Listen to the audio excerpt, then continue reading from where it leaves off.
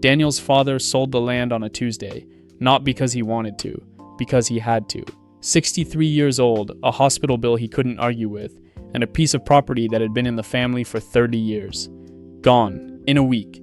For $118,000, Daniel was 29 at the time. He made $94,000 a year. He had a Roth IRA. He had an app on his phone that made little pie charts of his spending every month. He tracked his subscriptions.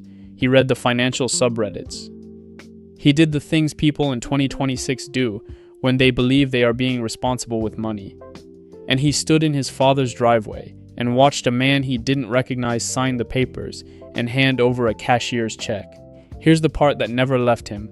The man who bought the land, his name was Earl. He wore a green windbreaker. He drove a 2009 Toyota pickup, earned less than Daniel's father had. No college degree, no investment apps. He'd worked the same HVAC route for 26 years, and he paid cash, same county, same generation. Roughly the same income bracket for most of their working lives, completely different outcome. Daniel went home that night and sat in his car in the driveway for 40 minutes. Not because he was grieving, because he was trying to understand how that was possible. How a man with less had ended up with more. How being educated about money had not protected his family from a moment like this one. The answer took him 4 years to find. And it started with a $4 book at an estate sale in Connecticut.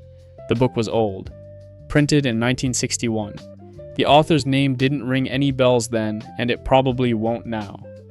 Daniel almost put it back. He didn't. The first page had one sentence that changed the way he thought about every dollar he'd ever made. Capital is not earned. It is preserved. He read it 3 more times. Sitting in a folding chair next to a cracked picture frame and a fondue set nobody wanted. Here's the thing nobody tells you about that sentence. It's not motivational. It's not a hustle quote. It's almost the opposite of everything the internet has been teaching people about money for the last decade. The entire modern money conversation is built around earning. Earn more. Hustle more. Side income. Multiple streams. More. And none of it is wrong, exactly. Earning matters, but the families who have held wealth across generations, not celebrities, not tech founders, the actual old money, the people whose grandchildren still own land, they didn't build it by earning harder. They built it by deciding at some point that a certain amount of what they had would never be touched. Not in an emergency, not in an opportunity, not when the market dropped, not when a really good deal came along. That money was land. You don't sell the land. You sell what the land produces. Daniel did the math on his savings.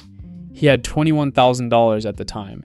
He decided $12,000 of it was land.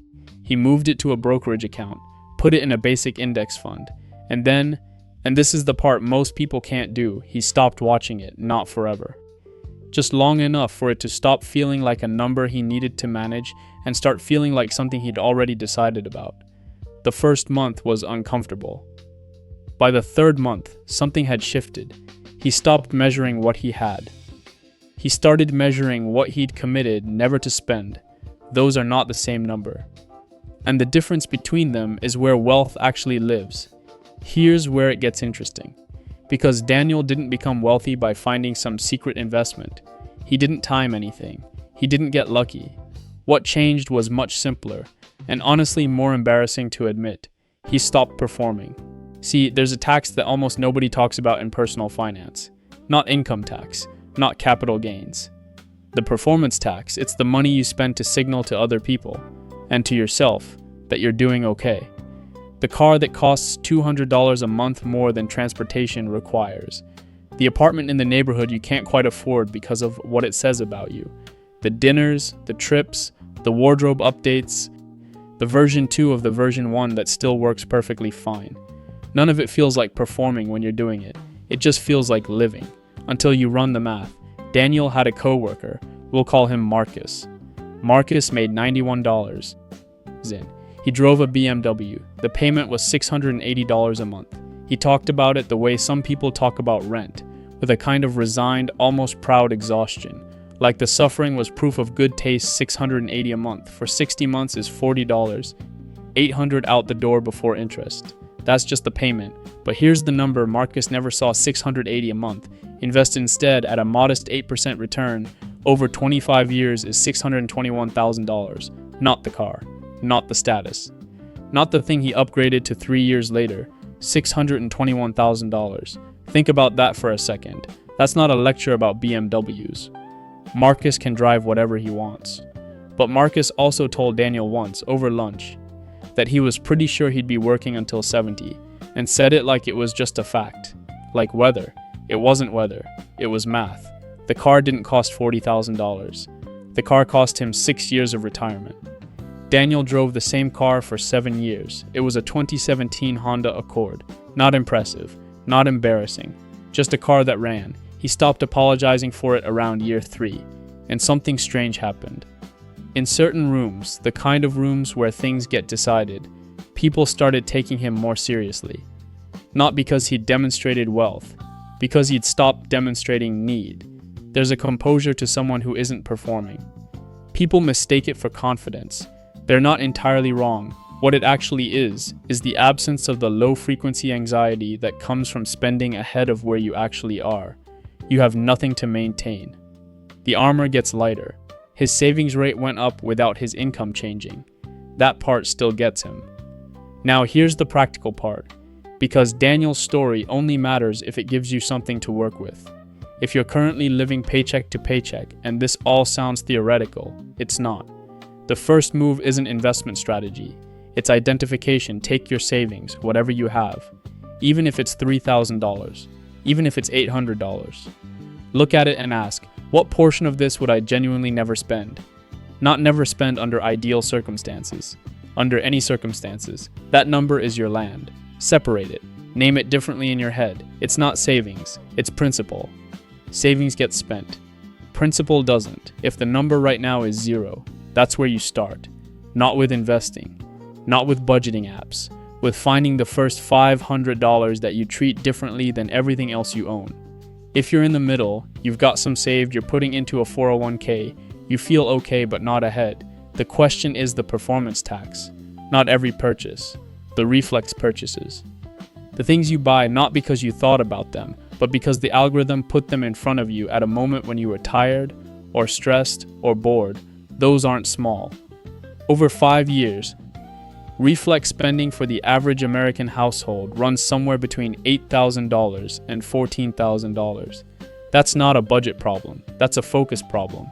And if you're further along, you've got the foundation, you're building, you're thinking about the longer game.